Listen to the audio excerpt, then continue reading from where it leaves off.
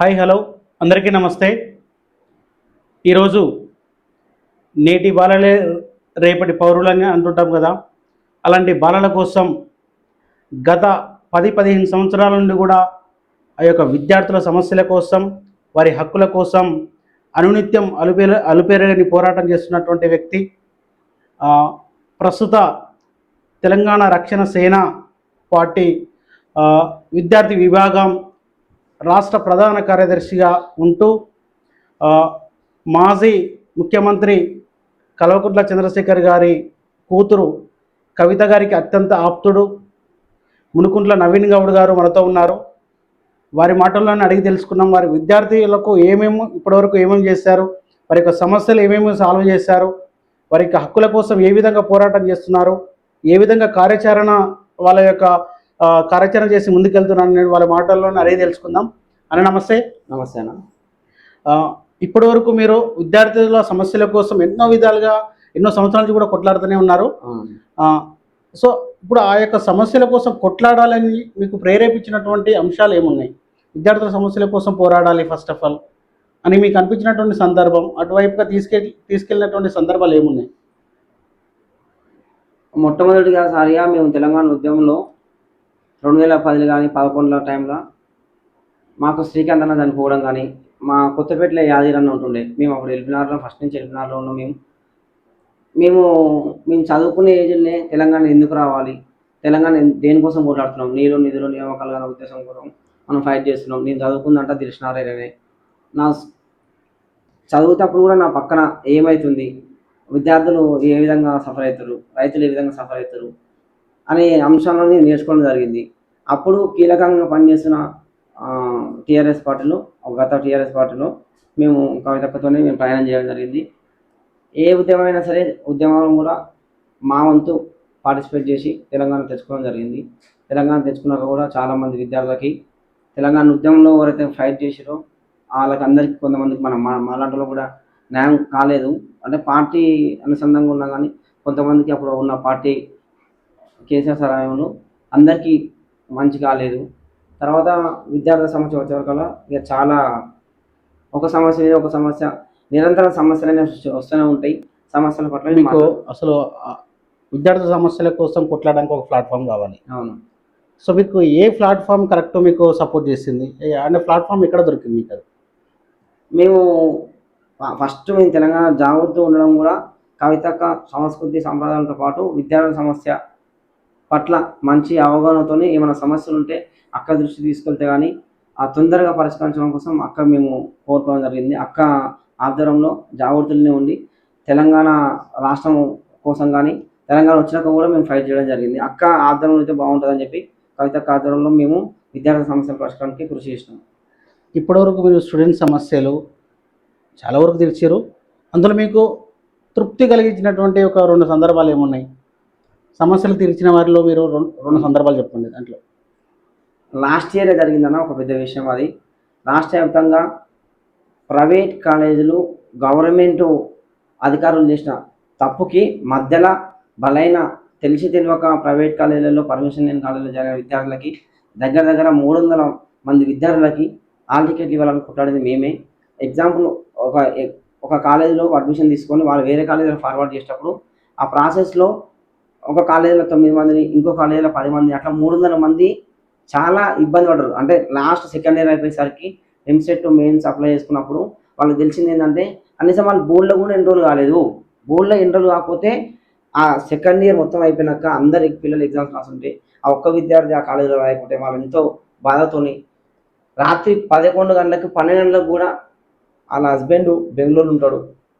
అలా madam phone చేసి ఏడ్చుకుంటా phone చేసి, సార్ ఎట్లా హెల్ప్ చేయండి, మీరైతే హెల్ప్ చేస్తారు, మాకేం అర్థమవుతలేదంటే అప్పుడు మార్నింగ్ లేచి మీడియా మిత్రుల సహకారం తీసుకొని మా టీంని తీసుకొని అందరిని తీసుకొని ఆ కాలేజీలకు వెళ్ళి మీరు చేసింది తప్పు, బాధస్తు తప్పు, మీరు ₹1,00,000 కాదు 10 లక్షలు పెనాల్టీ చేసిన సరే తప్పు లేదని చెప్పి విద్యార్థుల కోసం మేము ఇంటర్మీడియట్ బోర్డు ఫైట్ చేసి మేము సొంతంగా ఎంత దూరమైనా వెళ్తాం తెలంగాణ రాష్ట్ర ప్రజల కోసం విద్యార్థుల కోసం అని చెప్పి కవితక్క గారితో కూడా స్పెషల్గా అక్క ఇట్లా 300 మంది విద్యార్థులకు అన్యాయం జరుగుతుంది, ఆ విద్యార్థుల సమస్య మాట్లాడాలని చెప్పి అంటే కవితక్క గారు కూడా రేవంత్ రెడ్డి గారికి లెటర్ రాసి మన ఇంటర్మీడియట్ సెక్రటరీ బోర్డ్ సెక్రటరీ కార్యదర్శి గారు కూడా ఫోన్ చేసి అక్క మాట్లాడడం జరిగింది.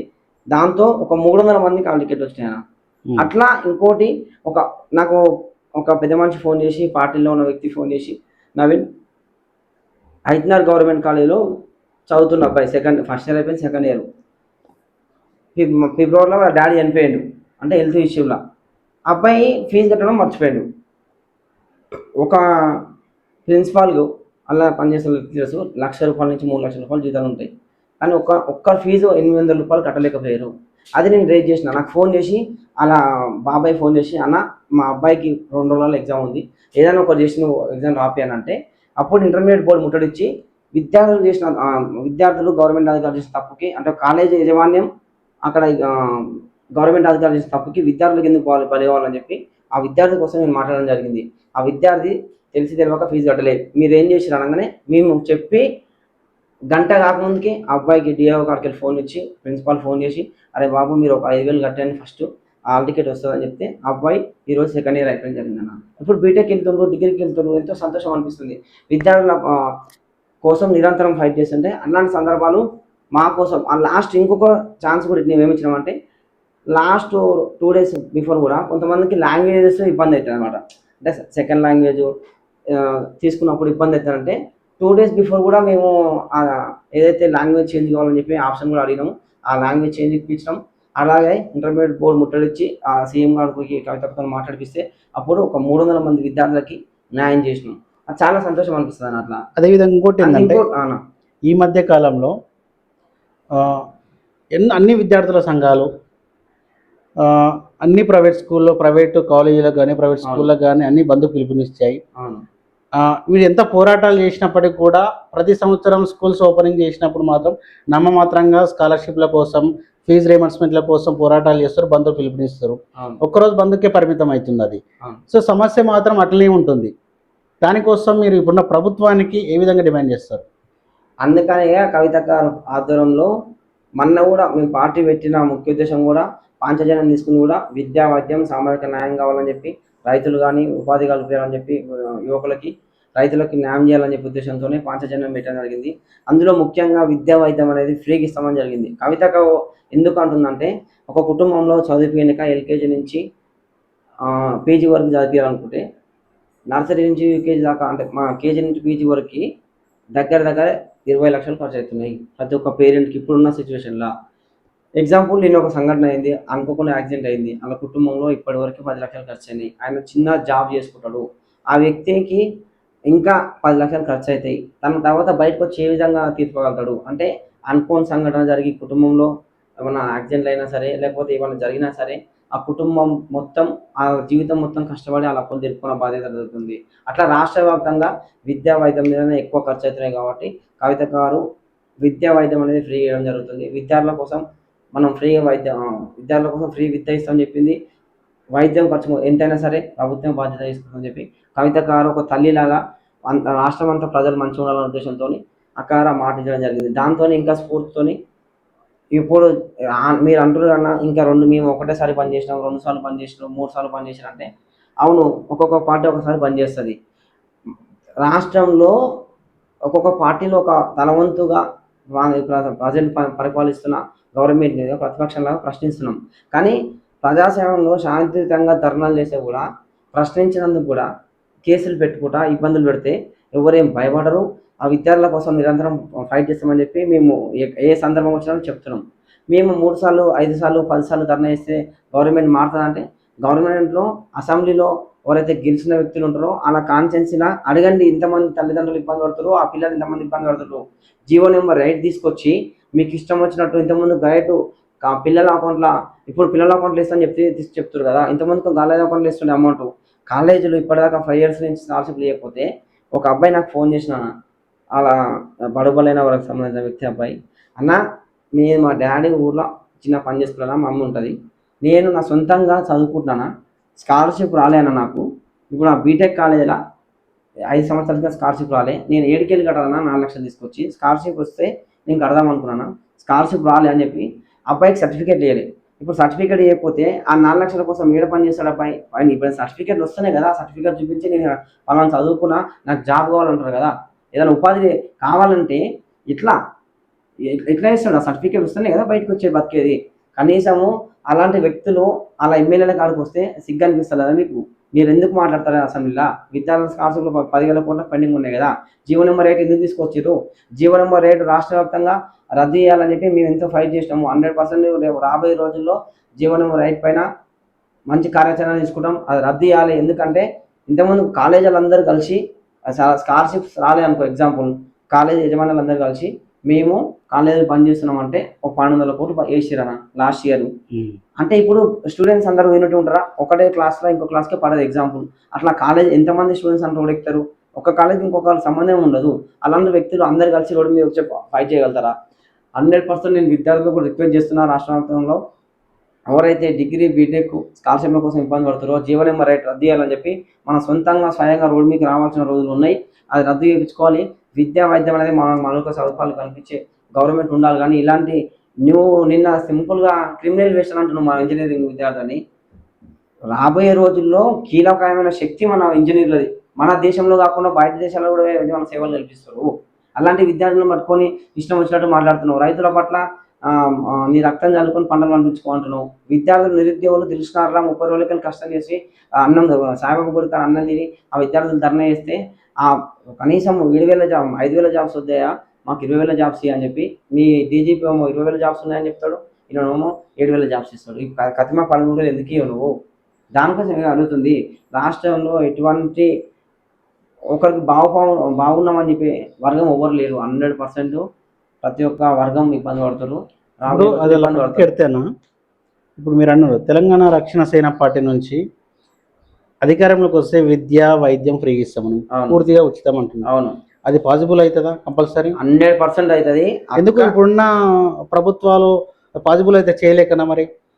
100% వీళ్ళకి చేయనిక చేతగాకనే కవితక్క లెక్కలతో పాటు ఉన్న బడ్జెట్లో 30% నుంచి 50% లోపల బడ్జెట్ తీసుకొని మనము విద్యా వైద్యం మీద ఖర్చు పెడితే రాష్ట్రం బాగుంటుందని చెప్పారు.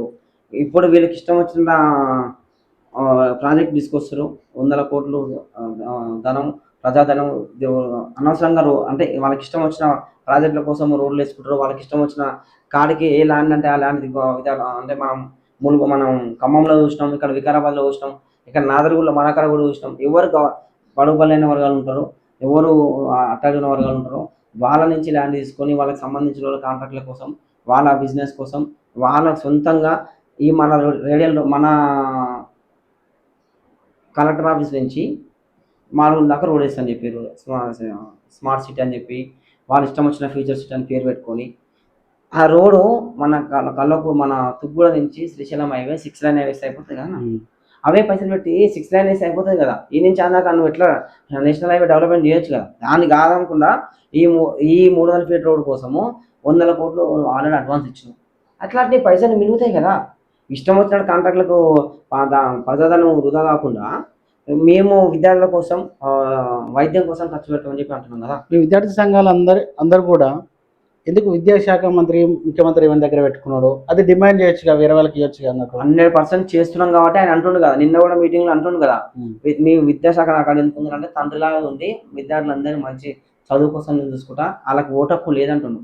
100% నువ్వు ఏదైతే నీ ఆంధ్ర కమిషన్ల కోసం, ఆంధ్ర పెత్తందారుల కోసం, నారాయణ కానీ శ్రీ చైతన్య కానీ బయట నీకు సంబంధించిన వ్యక్తుల కోసం ఏదైనా ఇబ్బంది కావద్దు, వాళ్ళకి కాలుకు ముళ్ళు గుచ్చుకున్న సరే నోటితో తీసే బాబత్ నీది, నీ షాడో సీఎం మొత్తం చంద్రబాబు నడిపిస్తుండు. అందుకని చెప్తున్నాం, నువ్వు నీ దమ్ముంటే ఫస్ట్ విద్యాశాఖ మంత్రికి ఎవరికన్నా ఇచ్చేసేయండి. నువ్వు అన్నవో జంజీలకు ఇస్తాను 21 సంవత్సరంలోకి అసెంబ్లీకి రావాలని అడిగినావు, మా పార్లమెంట్ రావాలని అడిగినావు, నీ దగ్గర ఉన్నారు కదా ఎమ్మెల్యేలు, ఎందుకు ఇవ్వచ్చు? ఇవ్వాలి కదా, ఇస్తేనే కదా. అలాంటప్పుడు మేము డైరెక్ట్గా నేరుగా విద్యాశాఖ మంత్రి కాడిపోయి మేము కలుస్తాం. అయ్యా 10,000 కోట్లు పెండింగ్ ఉన్నాయి, ఆ విద్యార్థులు ఇబ్బంది పడుతున్నారు, రాష్ట్ర వ్యాప్తంగా 100 మంది విద్యార్థులు వాళ్ళకి స్కాలర్షిప్స్ ఇవ్వక గవర్నమెంట్ ఇబ్బంది పెడితే కనీసం వాళ్ళు పైది తరగతులు కూడా వెళ్ళడానికి వస్తలేదు. డిగ్రీ అయిపోయిన పీజీ వెళ్తలేరు.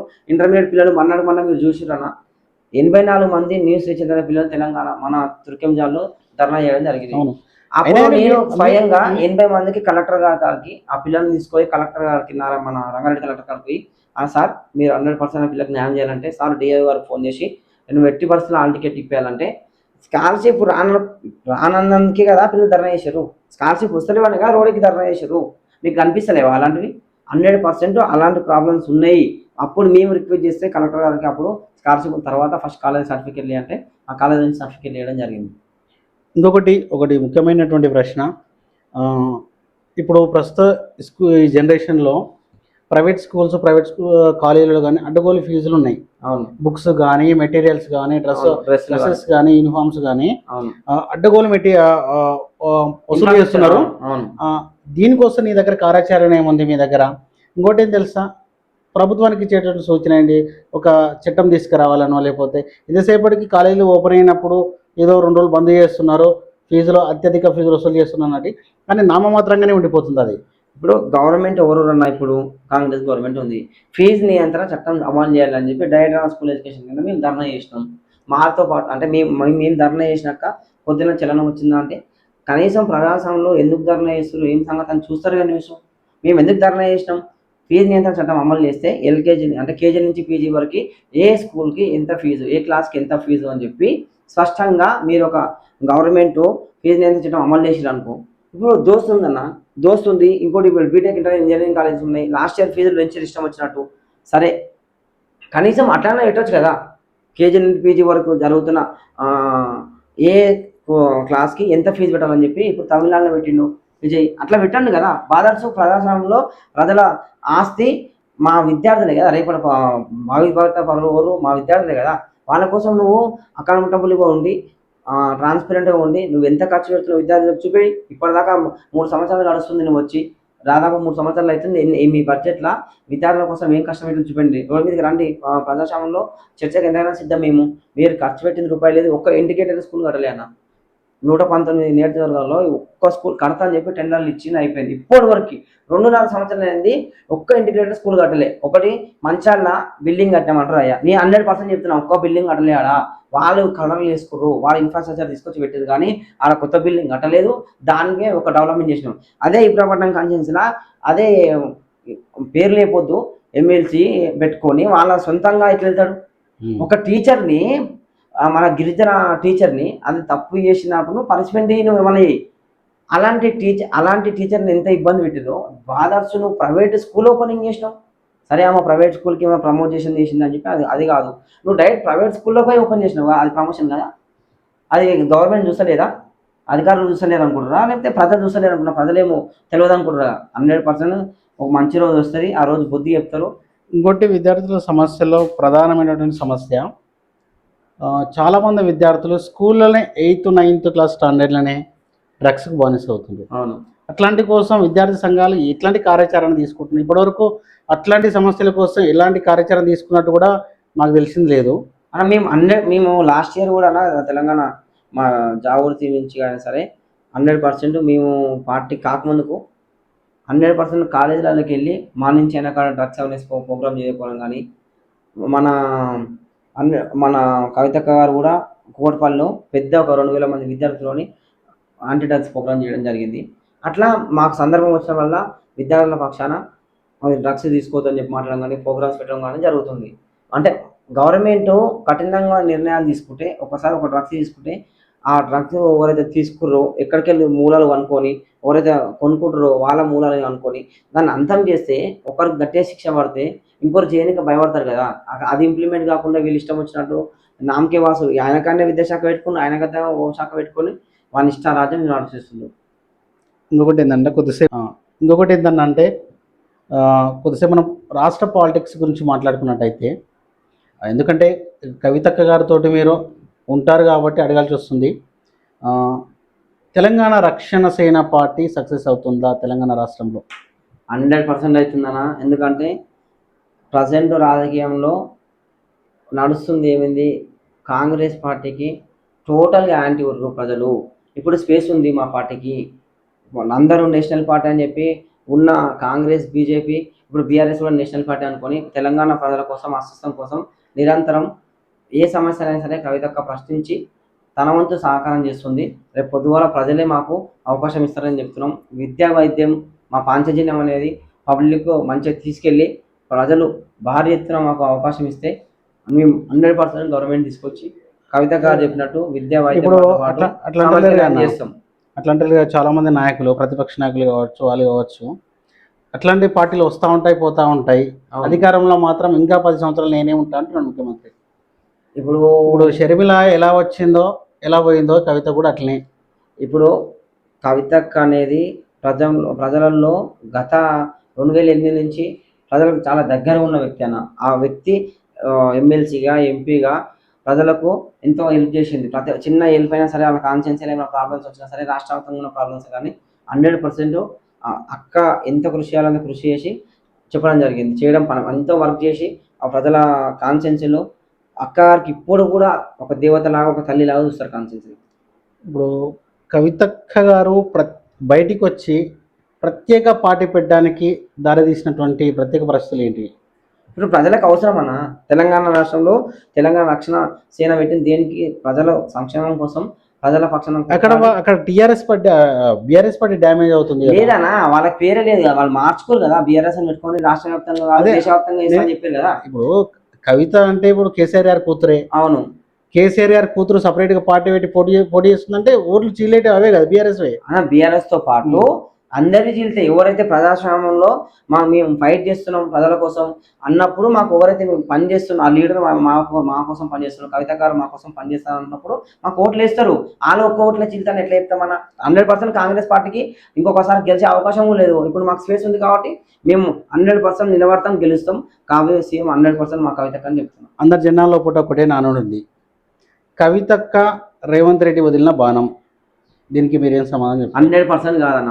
మీరు ఓన్లీ న్యూస్లలో చూసి మాట్లాడతారు కానీ మీరు చాలా దగ్గర ఉండి కవితక్క ప్రజల న్యూస్ లో చూసింది కాదన్నా, మేము ప్రజల లోపల తిరిగి విన్న మాటనే చెప్తున్నాం. సరే అన్న, మీ డైరెక్ట్ మేము దగ్గర ఉన్న వ్యక్తులని చెప్తున్నాము. ఏదైనా సరే కవితక్క గారు బీఆర్ఎస్ పార్టీకి సంబంధించిన వ్యక్తులను తిడితే అది న్యూస్ ఐలెంట్ మంచిగా కావాలి, టీఆర్పీ కావాలని చెప్పి ఎక్కువ సేపు చూపిస్తారు. అదే కాంగ్రెస్ పార్టీని నిరంతరం తిడుతుంది. అది ఎందుకు గమనిస్తలేదని చెప్పి మీకు ఇప్పుడు షార్ట్ టర్మ్ అట్లా అనిపిస్తుంది కానీ మీరు ముంగళ చూస్తారన్నా 100% రేవంత్ రెడ్డి గద్ద దింపేది మా కవితక్క ఒక్కతే. రాష్ట్రంలో తొలి మహిళా సీఎం అవుతుంది కవితక్క. ఇప్పుడు ఎందుకు అలా అనాల్సి వస్తుందంటే, కవిత టార్గెట్ ఒకటే హరీష్ రావుని బీఆర్ఎస్ పార్టీలోకి వెళ్ళి సపరేట్ చేస్తే కాంగ్రెస్ పార్టీకి ఈజీ అవుతుంది. కాదు అన్న, మా ఒక వ్యక్తిని విమర్శించామని చెప్పి అంటలేదు. వ్యక్తితో పాటు వ్యవస్థను మార్చుకొని అక్క చెప్పింది. అక్క గారు ఒక లెటర్ రాసి బయటకు వచ్చినప్పుడు నార్మల్ కార్యకర్త ఏమనుకుంటున్నావు గ్రౌండ్ లెవెల్ అలా, కవితక్క గారు ప్రతి ఒక్క విలేజ్ తిరిగి, అంటే మేము బీసీ దానిల కోసమైనా సరే ప్రతి ఒక్క 33 జిల్లాలలో సగం జిల్లాలు తిరిగినాం. ఇప్పుడు టీఆర్ఎస్ పార్టీలో కవితక్క ఉంది. తెలంగాణ ఏదైతే 42% బీసీ బిల్లు కోసం కావాలని చెప్పి ప్రతి ఒక్క రౌండ్ టేబుల్ సమావేశం పెట్టినప్పుడు మేము అక్కడికి వెళ్ళి ప్రజలు ఏం చెప్తారు, దగ్గరున్న వ్యక్తులు ఏం చెప్తారు, పార్టీలో ఉన్నప్పుడే కవితక్క గారు ఆ కింద సర్పంచ్ అనే వ్యక్తి ఎట్లా ఫీల్ అవుతున్నావు, జెడ్పీటీసీ అనే ఫీల్ ఎట్లా అవుతున్నావు, ఒక కార్యకర్త ఎట్లా ఫీల్ అవుతుందని చెప్పి ఒక లెటర్ రూపంలో సార్ గారికి రాసింది. అందులో ఎటువంటి తప్పు లేదు. కవితక్క రాసిన దాంట్లో పార్టీ మనం ఓడిపోయినాక ఎందుకు ఓడిపోయినాము అని చెప్పి మనం సమీక్షించుకొని 100% మనం రాబోయే తరంలో మనం గెలవాలన్నప్పుడు 100% ఆ అవకాశం ఇవ్వాలి కదా మాట్లాడనిక. అక్క చెప్పింది, చెప్పడం తప్ప అదే ఓన్లీ ఒకరి విషయం కాదు కదా. రాష్ట్రంలో ఎగ్జాంపుల్ ఒక కాన్సెన్స్ ఉందన్న. లాస్ట్ ఇయర్ కేసీఆర్ మీద నచ్చలేదు అనుకో, అందరూ ఏమనుకోరు కేసీఆర్ మీద వ్యతిరేక కాదు, ఎమ్మెల్యే వ్యతిరేక. అవును, ఎమ్మెల్యేకి ఇప్పుడు ప్రజెంట్ పాత ఎమ్మెల్యే ఓడిపోయాడు. మళ్ళీ అదే ఎమ్మెల్యే ఫోన్ చేసి నేను సర్పంచ్ టికెట్ నేనే ఇస్తా, జెడ్పీటీసీ ఎంపీటీసీ బీఫామ్ నేనే ఇస్తా, మీరు నా కాడికెళ్ళి కాకుండా మీరు ఎట్లా పోతారా అంటే, రాబోయే తరానికి కొత్త లీడర్ కావాలి కదా. ఇప్పుడు కొత్తగా బైఫర్కేషన్లో సీట్లు పెడితే డీలివేషన్లో సీట్లు పెరిగినప్పుడు ఒక కాన్స్టిట్యున్సీ ఎమ్మెల్యే ఆయన కింద క్యాడర్ని పెంచుకోవచ్చు. ఆయన నెంబర్ తిరిగిన వ్యక్తి ప్రజలలో ఎవరైతే మంచిగుర్రో ఆ వ్యక్తికి అవకాశం బెటా, నేను లేకపోతే నువ్వు కూడా ఉండాలి, సరే నాకు 2 కాన్స్టిట్యున్సీ ఉన్నప్పుడు నువ్వు కూడా తిరగాలని చెప్పి ఒక్క ఎమ్మెల్యే లేదన్న. అట్లా రాష్ట్రంలో కార్యకర్తని దగ్గర పెట్టుకొని నాతో పాటు నువ్వు ఎమ్మెల్యే కావాలని చెప్పి ఒక్క ఎమ్మెల్యే లేదన్న. 100% చెప్తున్నా, కవిత గారు కూడా అదే అడిగింది. ఇప్పుడు మీరు పాత ఎమ్మెల్యేలకే పవర్ ఇస్తే కొత్తగా రాజకీయ నాకు రావాలంటే ఏ విధంగా వచ్చినప్పుడు భయపడడా? కాన్స్టిట్యున్సీలో అందరూ అదే వ్యక్తికి టికెట్ ఇస్తున్నప్పుడు ఆ క్యాడర్ ఎట్లా తిరుగుతుంది? అది అడగడం తప్ప, ప్రజల పక్షంగా మాట్లాడడం తప్ప. ఆ విధంగా మాట్లాడినందుకు ఇష్టం వచ్చినట్టు ట్రోలింగ్ చేసారు. అది అలా పక్కెడితే, రానున్న జిహెచ్ఎంసీ ఎన్నికల్లో మీరు పొలిటికల్ ఎంట్రీ ఇస్తున్నారా, పోటీలో నిలబడబోతున్నారా? కవితక్క 100% చెప్పింది, రాజకీయంలో మేము నిలబడాలని చెప్పింది. యువకులు రావాలి, ఎమ్మెల్యేలుగా ఎమ్మెల్సీగా జిహెచ్ఎంసీ ఎలక్షన్లో మేము మా పార్టీ నుంచి రాష్ట్రంలో ఇప్పుడు జిహెచ్ఎంసీ ఎలక్షన్లో కానీ 300 డివిజన్ నిలబడతాం. మా పార్టీ పవర్ ఏందో చూపిస్తాం. నా విషయం వరకు కవితకారు ఎట్లా చెప్తే అట్లా. ఇప్పుడు రానున్న జిహెచ్ఎంసీ ఎలక్షన్ అయినా సరే, రాబోయే ఎమ్మెల్సీ ఎలక్షన్ ఉంది, గ్రాడ్యుయేట్ ఎమ్మెల్సీ ఎలక్షన్ ఉంది. విద్యార్థుల కోసం నిరంతరంగా 15 సంవత్సరాలు కష్టపడి ఆ విద్యార్థుల పక్షాన ప్రశ్నించే గొంతుగా పనిచేస్తున్నాం. అదేవిధంగా ఏమైనా టీచర్లకు సమస్యలు వచ్చినా, కాలేజీల సమస్యలు వచ్చినా మేము దగ్గర విద్యార్థులకు ఉన్నాం. మాకు అవకాశం ఇస్తే అక్క మాకు మా కోసం 100% ఫైట్ చేసి మనం గెలిపించుకోవాల్సిన సందర్భం ఉంటుంది. మేము గెలుస్తాం కూడా నమ్మకం ఉంది. ఎందుకంటే ఆ విద్యార్థుల కోసం కానీ, అక్కడున్న యజమానుల కోసం కానీ మాట్లాడింది మేము. 100% మాకు సందర్భం వచ్చిన రోజు మేము ఎమ్మెల్యే గానో, ఎమ్మెల్సీ గానో కవిత గారు ఏం ఆశిస్తే పార్టీ నుంచి, పార్టీ నవీన్ ఇది ఈ పని చేయనప్పుడు ఆ పని 100% చేస్తా. నా వంతు పార్టీకి ఏ విధంగా సాయం చేయాలో 100% చేసి చూపిస్తాను. థ్యాంక్ యూ అన్న. థ్యాంక్ యూ సో మచ్ అన్న. మీ విలువైన సమాచారం మాకు ఇచ్చి, మీకు ఇన్ఫర్మేషన్ మాకు ఇచ్చి, మా యొక్క ప్రేక్షకులకు చెప్పినందుకు ధన్యవాదాలు. థ్యాంక్ యూ అన్న. Thank you so much. మీరు కూడా ప్రజలలో నిరంతరం ప్రశ్నిస్తున్న ప్రజా సమస్యల మీద నిరంతరం ఫైట్ చేయాలని మనస్ఫూర్తిగా కోరుకుంటున్నాను. స్టార్ తెలుగు న్యూస్ చాలా మంచిగా ఇంటర్వ్యూ చేశారు. రాబోయే మేము కాన్షియస్లో వస్తాం, బయట కూడా వస్తాం. చాలా మంచిగా ప్రజల సమస్యల కోసం కృషి చేస్తారు. ధన్యవాదాలు.